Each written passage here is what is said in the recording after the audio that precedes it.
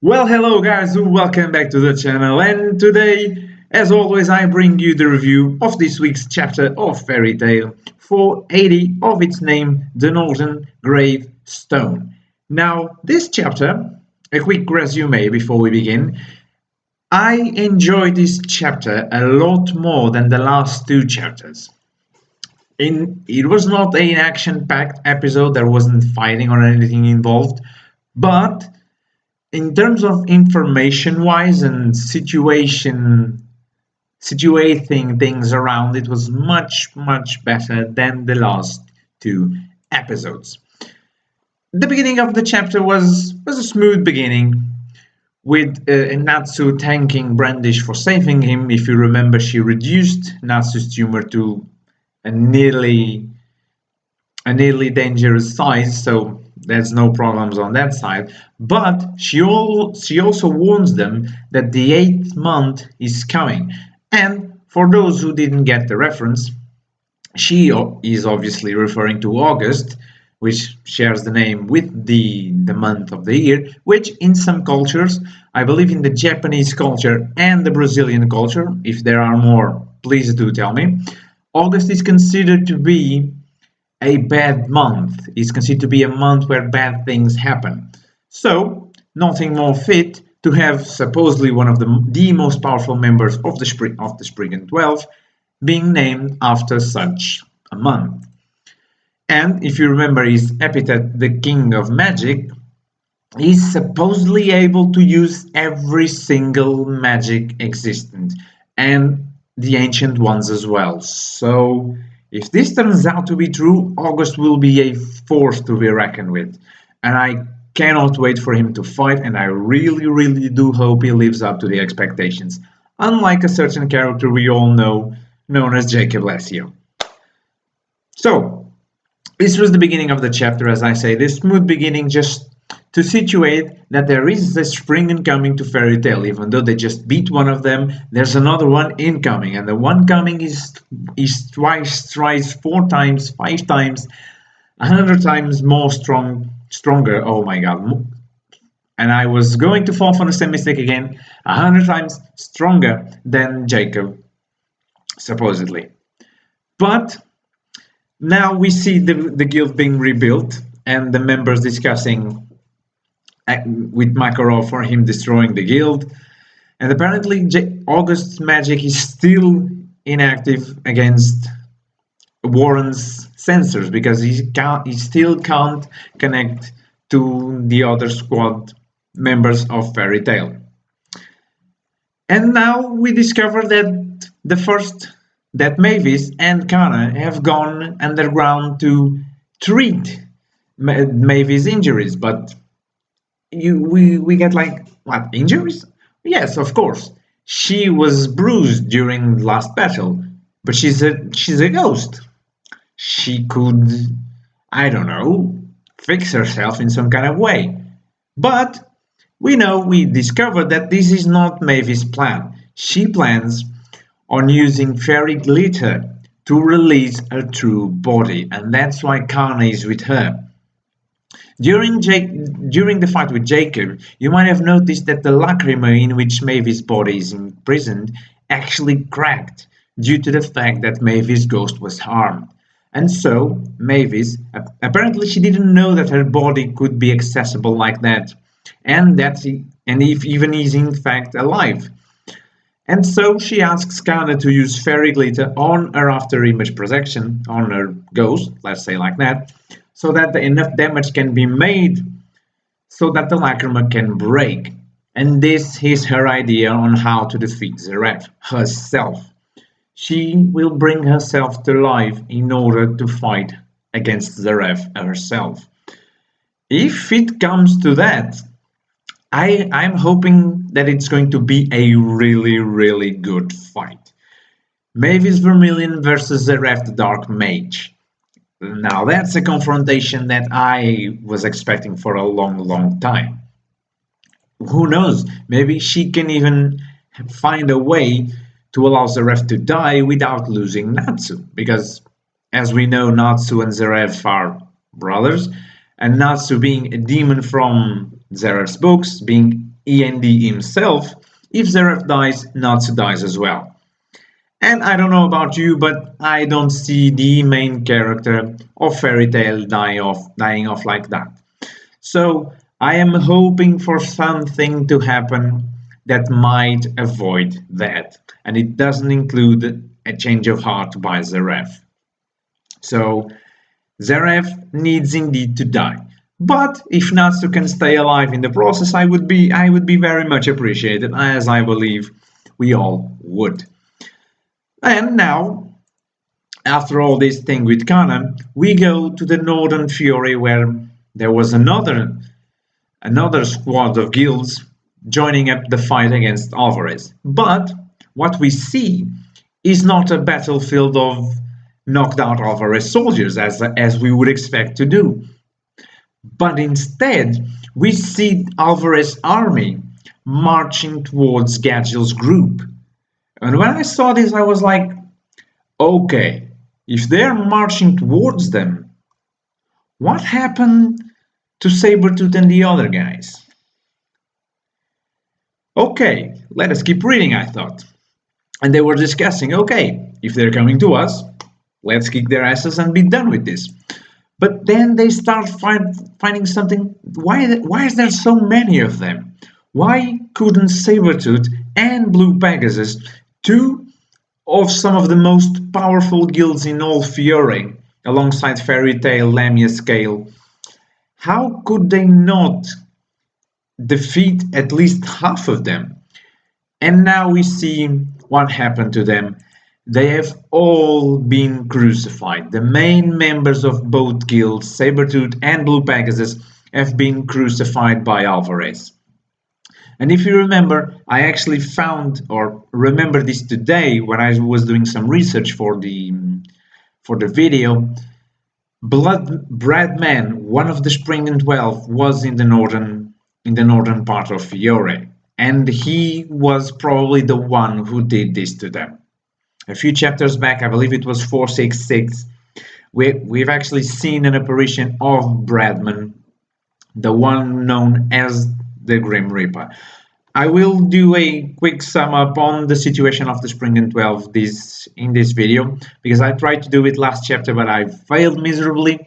So now I prepared myself, I wrote all their names down, and I will do that sum up for you, but at the end of the video.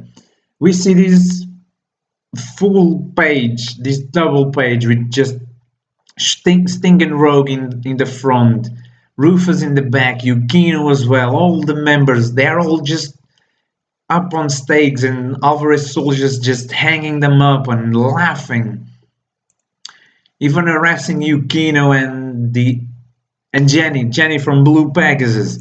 I mean, this is a messy situation for Fairy Tail. Even Gadgil is sweating. How could SaberTooth and Blue Pegasus be annihilated like that? SaberTooth was considered to be the strongest guild, after Fairy Tail.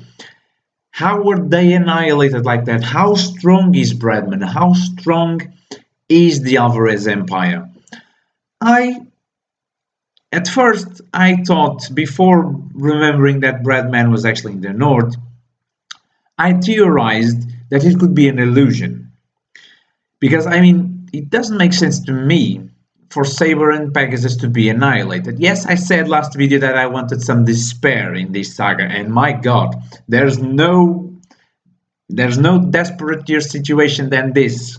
There's no more despair than this, than to see two of the most strongest guilds of Fiore annihilated like that, without even touching half of the spring of Alvarez soldiers. But now, after remembering that Bradman was there, the idea of an illusion kind of falls apart. But still, it seems too much for one guy to be able to annihilate the top fighters of two guilds. But who knows, it might still be an illusion, it might be a circumstance, as I said.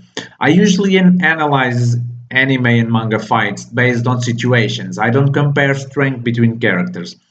because there are situations where we see a weaker character defeating a stronger character. But as I say, that's a matter of circumstance, and in fairy tale, it's a matter of magics. If you remember, allow me to indulge on a little thought here.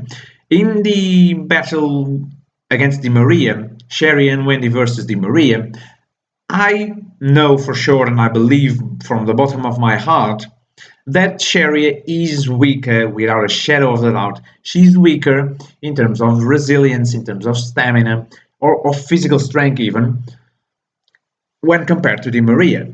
But the situation that granted Sherry's victory, apart from Third Origin, was the fact that she was a god slayer and the Maria was using a takeover magic of a god. So I believe a similar situation has happened in the northern side of the fight.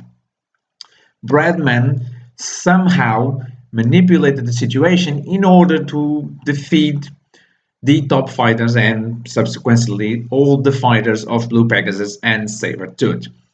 But we now leave the northern side of Fiore and we go back to the south where we see the battle ongoing against the Alvarez minions. We see Laxus resting after his fight against Vol, Sherry helping Wendy and Charla with their with attending to them.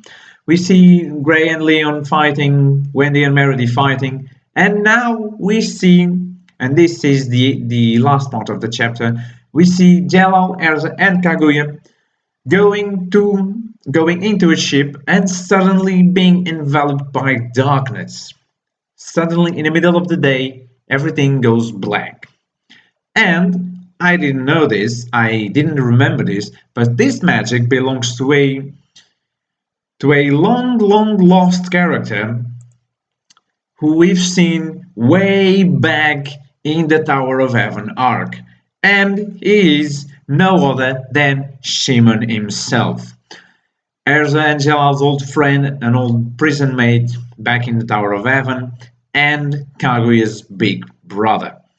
And apparently is back just like that.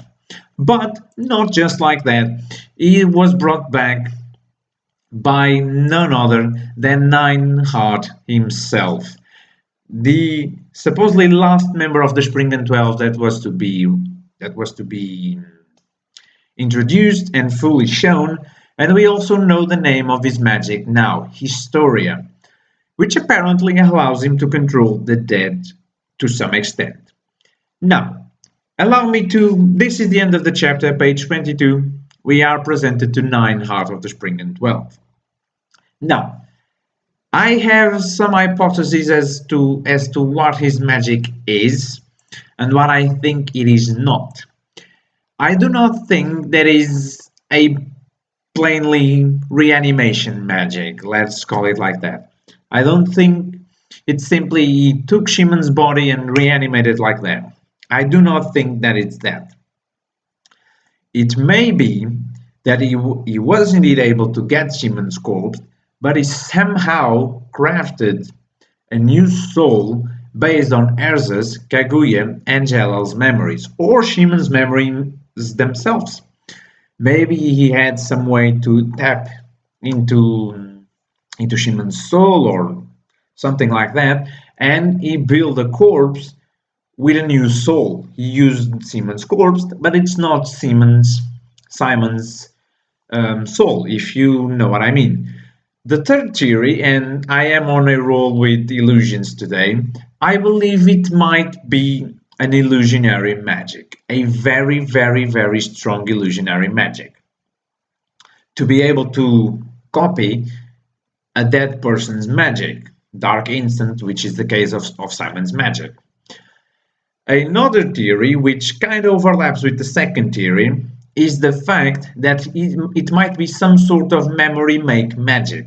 If you remember, memory make magic is the same magic that Rufus from SaberTooth uses, in which he remembers all the magic he's seen in his life and he can combine them.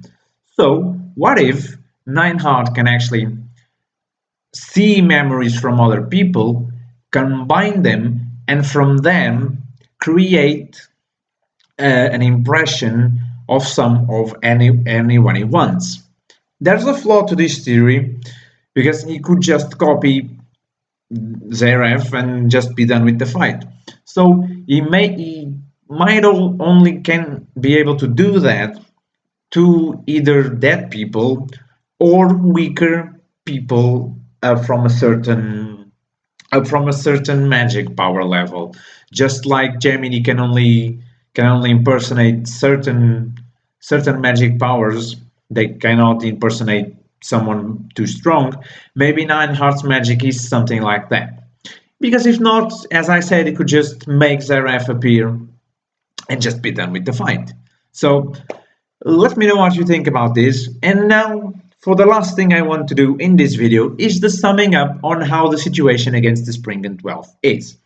Another interesting fact that I noticed while I was preparing this is despite the fact that the name of the organization is called Spriggan 12, we've only been introduced to 10 members so far.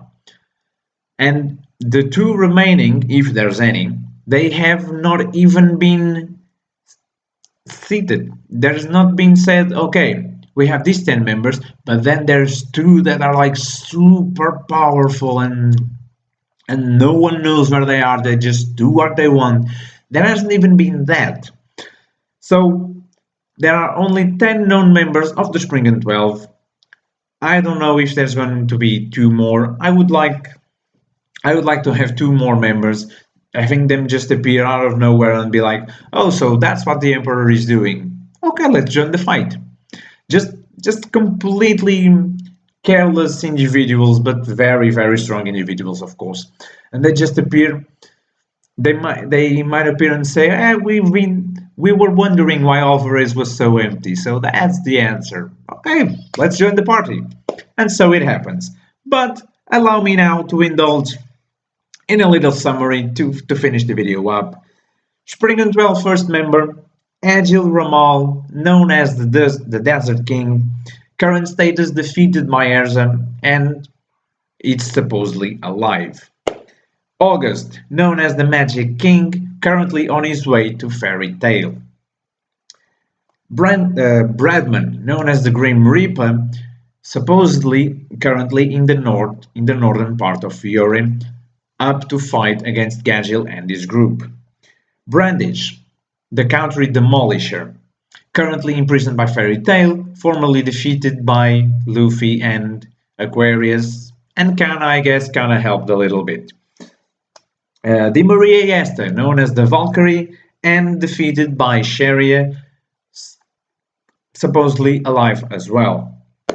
God Serena, known as the Hybrid Theory and the strongest mage of Fiore, is supposedly dead, killed by Acnologia. I still believe he might not be dead. I would be really sad if the strongest mage of Fiore was dead like that. But I've said my thoughts on that a few videos back. I might elaborate on that on a future video, but who knows. Next up we have Invel, known as the Winter General and the Chief of Staff of Zverev himself. He's currently with Zverev in the Western Front, so who knows what he'll do in the future. Next up we have Jacob Lesio, my favorite Spriggan of them all. Not. Current state, defeated by Natsu, Lushi, and Makarov in a sort of a way. No alias known, so he has no epithet. As well as Nineheart, who so far has no epithet. It was introduced to us now in this episode, and is currently engaging Jalal, Kaguya, and Erza. And last but not least, we have Volvich, known as the Adjudicator, and his status is he was recently defeated by Laxus in an epic fight. I love that fight. I must say it was my favorite fight so far of the Alvarez arc. And it's also supposedly alive, or status unknown because he's kind of a machine, so who knows if he's still alive. So, this was the sum up. I tried to do this last chapter, but I failed miserably. So, as I said in the beginning of the video, today I studied my lesson, and here I did a summing up. Okay, I read it from the notebook, but Still, it counts. So, what have you guys thought about this chapter? Please share your thoughts with me in the comment section down below. I hope you have enjoyed it. I would record the 7 Deadly Sins today, which is Monday, but the chapter just recently released, and it's coming to an hour where I can't really record, or I have no real time to record, and I still have to read the chapter, think about it, because the way I do these videos, if you guys are wondering, is I read the chapters once and I muster the information. I think about it, I theorize about it, and then when I click the mic on and I click the program on, I just say everything I want to say. I follow the chapter on my computer screen, and this is how I speak. So to do that, I would record it very late. It would get very dark. I am quite glad actually that I'm getting a little bit of sun because it's been raining for the entirety of this day today. So I'm actually quite glad there's a bit of sun now so that I could record this video. But fear not, tomorrow the 7 Deadly Sins is not going to fail. I will have a whole day to think about the chapter, so hopefully I can bring you a good review on that part. And also, we'll see the fight of Gotha versus Escanor, so I'm really pumped for that because Escanor is not my favorite, but is my second, third favorite of the 7 Deadly Sins. So I'm hoping that is a very, very good fight. So that's it for this video. I hope you have enjoyed it. As I said, the comment section down below is yours to use and abuse, as I always say. Comment what you thought of this chapter, of my overall performance and the quality of the video, and I will see you today with the review. I will see you tomorrow, not today. I will see you tomorrow with the review of the 7 Deadly Sins. Ta-da!